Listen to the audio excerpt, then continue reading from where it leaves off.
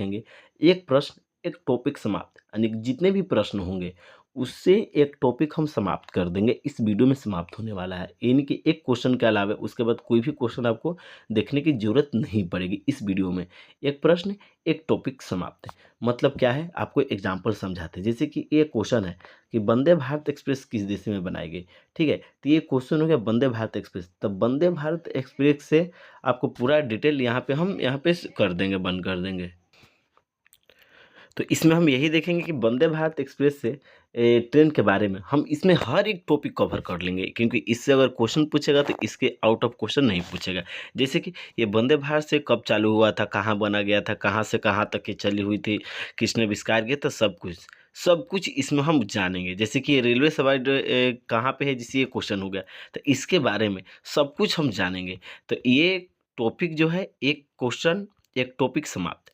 चलिए तो स्टार्ट करते हैं आज के फर्स्ट क्वेश्चन से। अगर वीडियो अच्छी लगी तो लाइक सब्सक्राइब जरूर करेंगे। First question, Vande Bharat express किस देश में बनाई गई? आप लोग बताना है कमेंट बॉक्स में कि वंदे भारत जो एक्सप्रेस ट्रेन है वो किस देश में बनाई गई है, किस देश में बनाई गई वंदे भारत एक्सप्रेस। तो ये अपना देश में बनाई गई, कहाँ पे? भारत देश में। ये वंदे भारत एक्सप्रेस जो ट्रेन है ये भारत में बनाई गई है, ठीक है। अब इसके बारे में हम चलते हैं, पूरा एनालिसिस करते हैं कि वंदे भारत एक्सप्रेस जिसमें 18 ट्रेन के रूप में जाना जाता है, वंदे भारत एक्सप्रेस को 18 ट्रेन के रूप में भी जाना जाता है। एक भारतीय अर्ध उच्च गति वाली अंतर शहर इलेक्ट्रिक मल्टीपल यूनिट है, ठीक है। इसे इंटीग्रल कोच फैक्ट्री ISF द्वारा डिजाइन और निर्मित किया गया था, जो चेन्नई भारत में स्थित है। ध्यान रखिएगा, यह ट्रेन भारतीय रेल के तेज और अधिक आरामदायक यात्रा विकल्प प्रदान करने का प्रयास का हिस्सा है, ठीक है। आगे देखते हैं इसमें कि वंदे भारत एक्सप्रेस में आधुनिक सुविधाएं जैसे ऑन बोर्ड वाईफाई, GPS आधारित यात्री सूचना प्रणाली और स्वचालित दरवाजे भी स्थित हैं। यह 180 किलोमीटर प्रति घंटा की गति से प्राप्त कर सकती है, जो इसे भारत की सबसे तेज ट्रेनों में से एक बनाती है। यह ट्रेन पहली बार फरवरी 2019 में शुरू की गई थी, यानी कि वंदे भारत ट्रेन कब शुरू की गई थी? तो पहली बार फरवरी 2019 में शुरू की। तब से इस देश भर के विभिन्न मार्गों पर तैनात किया गया है इसे। आगे देखते हैं, इंग्लैंड का रेलवे नवाचार और विकास का एक लंबा इतिहास है, जो भाप इंजन का आविष्कार से ही शुरू होता है। दुनिया की कुछ पहली रेलवे इंग्लैंड में बनाई गई थी, जिसमें स्कॉटलैंड और दार्जिलिंग रेलवे में भी शामिल है। तो ये था वंदे भारत का। आगे देखते हैं और कि जापान अपनी शिकानसेन बुलेट ट्रेन के लिए जाना जाता है, जो अपनी गति, सुरक्षा और समयबद्धता के लिए जानी जाती है। पहली शिकानसेन 1964 में शुरू की गई थी, जो टोक्यो और ओसाका को जोड़ती थी। दक्षिण कोरिया में कोरिया ट्रेन एक्सप्रेस यानी KTX संचालित करता है, जो एक उच्च गति रेल प्रणाली है। KTX ने 2004 में सेवा शुरू की गई और सोल और बुसान जैसे प्रमुख शहरों को जोड़ता है, ठीक है। तो ये फर्स्ट क्वेश्चन था। अगला क्वेश्चन देखते हैं यहाँ पे कि रेलवे का सवारी डिब्बा का कारखाना यानी कि ICF निम्नलिखित में से किस स्थान पर, यानी कि रेल का सवारी जो डिब्बा होता है का कारखाना कहाँ स्थित है? तो पेरुम्बर का है, चेन्नई में स्थित है। कहाँ पे स्थित है? चेन्नई में। अब इसके बारे में हम जानेंगे। देखते हैं यहाँ पे कि सवारी डिब्बा का कारखाना स्वतंत्र भारत की शुरुआती उत्पादन इकाइयों में से एक है। इसका उद्घाटन 2 अक्टूबर 1955 को भारत के पहले प्रधानमंत्री पंडित जवाहरलाल नेहरू ने किया था। भारत का सबसे तेज चलने वाला ट्रेन, जिसे 18 जिसे वंदे भारत एक्सप्रेस के रूप में भी जाना जाता है, को ICF चेन्नई में ही विकसित किया गया है था। ध्यान रखिएगा। अगला क्वेश्चन देखते हैं हम। अगला क्वेश्चन है, पहली बार अमृत भारत एक्सप्रेस का उद्घाटन कहाँ किया गया था? पहली बार कहाँ किया गया था अमृत भारत एक्सप्रेस का उद्घाटन? तो ये अयोध्या में किया गया था। कहाँ पे? अयोध्या में किया गया था। देखते हैं इसके बारे में। प्रधानमंत्री नरेंद्र मोदी ने शनिवार को अयोध्या धाम रेलवे स्टेशन का उद्घाटन किया। कब? शनिवार को किया गया था। प्रधानमंत्री ने पुनर्विकास स्टेशन से 2 अमृत भारत एक्सप्रेस ट्रेनों को भी हरी झंडी दिखाई थी। अगला क्वेश्चन देखते हैं हम। भारत में किस गवर्नर जनरल के शासनकाल में रेलवे लाइन की स्थापना की गई थी? ये क्वेश्चन टॉप है। भारत में किस गवर्नर जनरल के शासनकाल में रेलवे लाइन की स्थापना की गई थी? तो लॉर्ड डलहौजी के शासनकाल में ये स्थापना की गई थी। किसे? लॉर्ड डलहौजी के शासनकाल में। अब इसके बारे में हम देखते हैं। लॉर्ड डलहौजी को भारत का रेल का जनक कहा जाता है। भारत के पहले रेल मंत्री जॉन मथाई थे। ये क्वेश्चन बार बार पूछा जाता है कि भारत के पहले रेल मंत्री कौन थे? जॉन मथाई थे। भारतीय उपमहाद्वीप पर पहला रेलवे बॉम्बे से थाने तक 21 मील की दूरी पर चलाया गया। बॉम्बे को थाने, कल्याण और थाल भोरे घाटी से जोड़ने के लिए रेलवे का विचार पहली बार 1843 में मांडुप की यात्रा के दौरान बॉम्बे सरकार के मुख्य अभियंता श्री जॉर्ज क्लार्क को हुआ था। आगे देखते हैं यहाँ पे। पहला औपचारिक उद्घाटन समारोह 1853 में किया गया था। दक्षिण में पहली लाइन 1856 में खुली गई। दार्जिलिंग हिमालयन रेलवे का पहला था और अभी भी सबसे उत्कृष्ट है। भारत के एक पहाड़ी यात्रा रेलवे का उदाहरण है जो 1881 में खोला गया था। ठीक है, आगे देखते हैं। यह वर्ष 1999 में यूनेस्को की पहचान मिली। भोलू भोलूगार्ड यानी कि हाथी भारतीय रेलवे का शुभंकरण है। फेयर क्वीन दुनिया का सबसे पुराना काम करने वाला लोकोमोटिव है जो अभी भी उपयोग में है। दिलचस्प बात यह है कि इसे 1972 में भारत सरकार द्वारा विरासत का दर्जा भी दिया गया है। आगे देखते हैं इस बारे में कि 1855 में निर्मित फेयर क्वीन को नियमित सेवा में दुनिया के सबसे पुराने स्टीम लोकोमोटिव के रूप में गिनीज बुक ऑफ रिकॉर्ड्स में सूचीबद्ध किया गया था। ऐसा संग्रहालय एशिया का सबसे बड़ा रेलवे संग्रहालय भी है। भारत में दिल्ली, पुणे, कानपुर, मैसूर, कलकत्ता, चेन्नई, धूम और तिरुचिरापल्ली में 8 रेलवे संग्रहालय है। 1924 में रेल बजट को आम बजट से अलग कर दिया गया था। एक रेल बजट, ये क्वेश्चन बार बार पूछा जाए, रेल बजट से आम बजट को अलग कर दिया कब? तो 1924 में कर दिया गया था। ठीक है, ध्यान रखिएगा।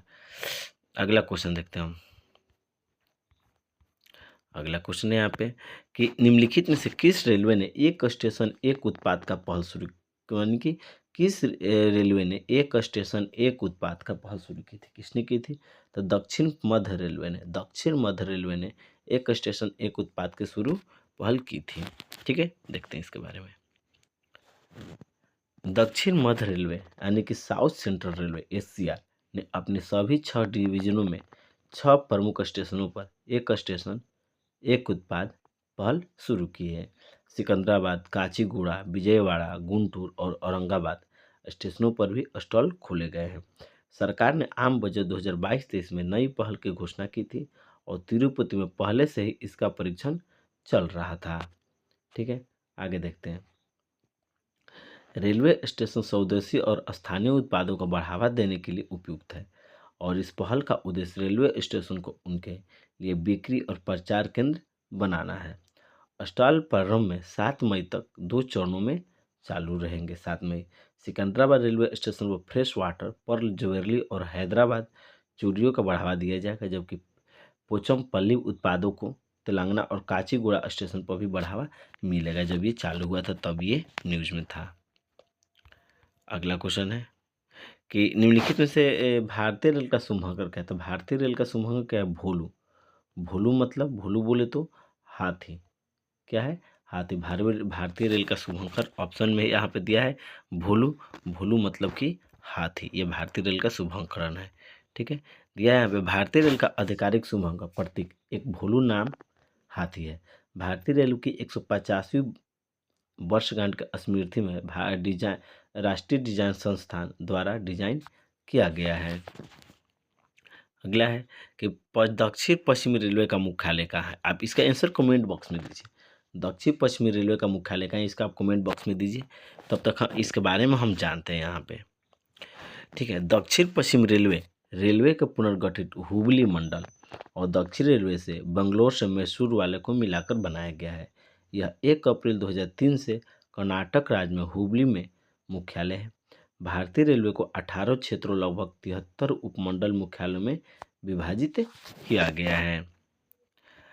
आगे दिया है यहाँ पे उत्तर क्षेत्र भारतीय रेलवे का सबसे बड़ा क्षेत्र है। भारत में 3 प्रकार की रेलवे लाइन है, ब्रॉड गेज, मीटर गेज और नैरो गेज। ये 3 प्रकार के ये लाइन है। ठीक है, आगे देखते हैं यहाँ पे क्या क्या दिया हुआ है। यहाँ पे दिया हुआ है कि भारत में पहली यात्री ट्रेन लॉर्ड डलहौजी ने 16 अप्रैल 1853 को बॉम्बे से थाने तक 34 किलोमीटर के लिए शुरू किया था। भारतीय रेल देश का प्रमुख परिवहन संगठन, एशिया का सबसे बड़ा रेल नेटवर्क है और एक प्रबंधन के तहत दुनिया का दूसरा सबसे बड़ा रेल नेटवर्क है। भारतीय रेलवे देश की लंबाई चौड़ाई में एक विशाल संगठन है। ठीक है, आगे यहाँ पे लिखा हुआ है कि इसके प्रबंधन और संचालन को सुचारू और परेशानी मुक्त बनाने के लिए इसे क्षेत्र में विभाजित किया गया, जिन्हें आगे मंडलों में भी विभाजित किया गया। प्रत्येक मंडल का अपना एक मुख्यालय होता है। इन रेलवे मंडलों में प्रत्येक का नेतृत्व एक मंडलीय रेलवे प्रबंधक डीआरएम करता है, जो उस क्षेत्र का महाप्रबंधक जीएम को रिपोर्ट करता है। ठीक है, अगला क्वेश्चन देखते हैं।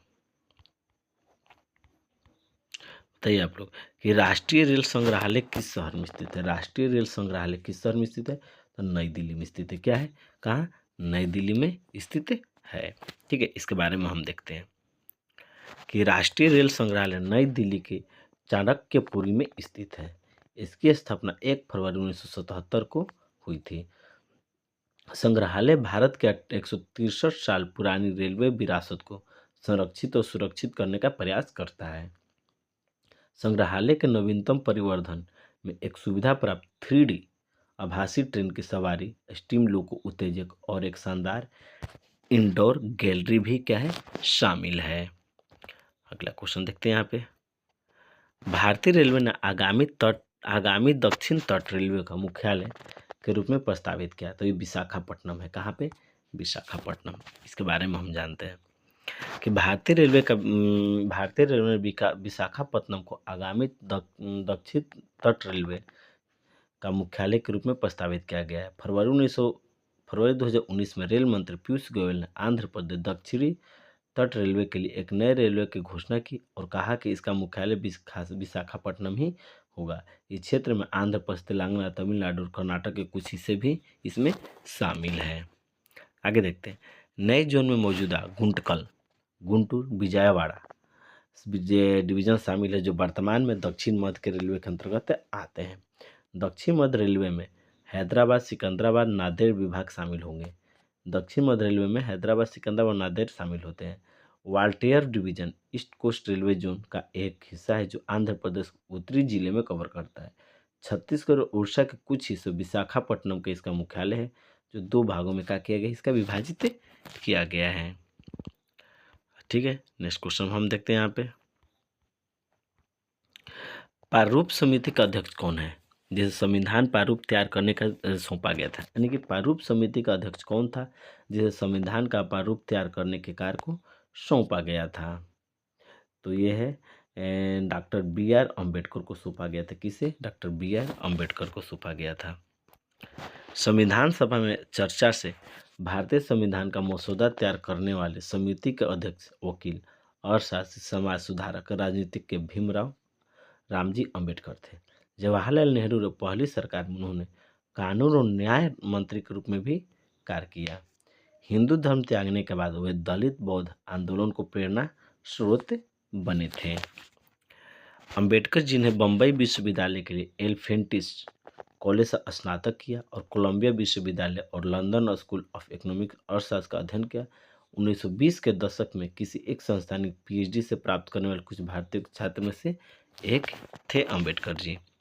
उनकी डिग्रियां क्रमशः 1927 और 1923 में प्रदान की गई। उन्होंने लंदन में ग्रेज इन कानूनी प्रशिक्षण का भी शिक्षा लिया था। अपने शुरुआती वर्ष में वो एक अर्थशास्त्री और अभ्यास करने वाले वकील, अर्थशास्त्र प्रोफेसर भी थे। देश के संविधान का मसौदा तैयार करने के लिए चुनी गई संस्था भारतीय सभा थी। इसे प्रांतीय विधानसभा द्वारा भी चुना गया था। 1947 में भारत को ब्रिटिश शासन के स्वतंत्रता मिलने के बाद भारत के अंतरिम संसद के सदस्यों ने पहली संसद के रूप में कार्य किया था। दिसंबर 1934 में कट्टरपंथी लोकतंत्र का समर्थक और भारतीय कम्युनिस्ट आंदोलन में एक प्रमुख व्यक्ति एम.एन. रॉय ने एक संविधान सभा का धारण प्रस्ताव रखा। भारतीय राष्ट्रीय कांग्रेस ने औपचारिक रूप से वर्ष 1935 में इसकी मांग भी की थी। आगे देखते हैं अगला क्वेश्चन। किसे जैन धर्म का प्रथम तीर्थकार माना जाता है, बताना है। प्रथम तीर्थकार जैन धर्म के कौन है? जैन धर्म का प्रथम तीर्थकार ऋषभनाथ होते हैं। कौन होते हैं? ऋषभनाथ होते हैं। देखते हैं इसके बारे में। जैन धर्म के तीर्थकार, जैन धर्म के एक तीर्थकार और एक उद्धारकर्ता और दिव्य मार्गदर्शक होते हैं। शब्द तीर्थकार एक संसार, असीम जन्म और मृत्यु के समुद्र माध्यम से दुर्गम मार्ग निर्माता को करता है। जैनियों के अनुसार एक तीर्थकार ऐसा व्यक्ति है जिसने स्वयं संसार, पुनर्जन्म, मृत्यु चक्र का विजय प्राप्त की है और दूसरों को अनुसरण के लिए रास्ता भी बनाया गया है। आगे दिया यहाँ पे कि ऋषभनाथ जैन धर्म के पहले तीर्थकार हैं, जो कि फूड निर्माता भी है और अयोध्या में राजा नाभि राजा रानी मरु देवी के घर पैदा हुए इक्ष्वाकु वंश के निर्माता हैं। भट्टदेव ऋषभदेव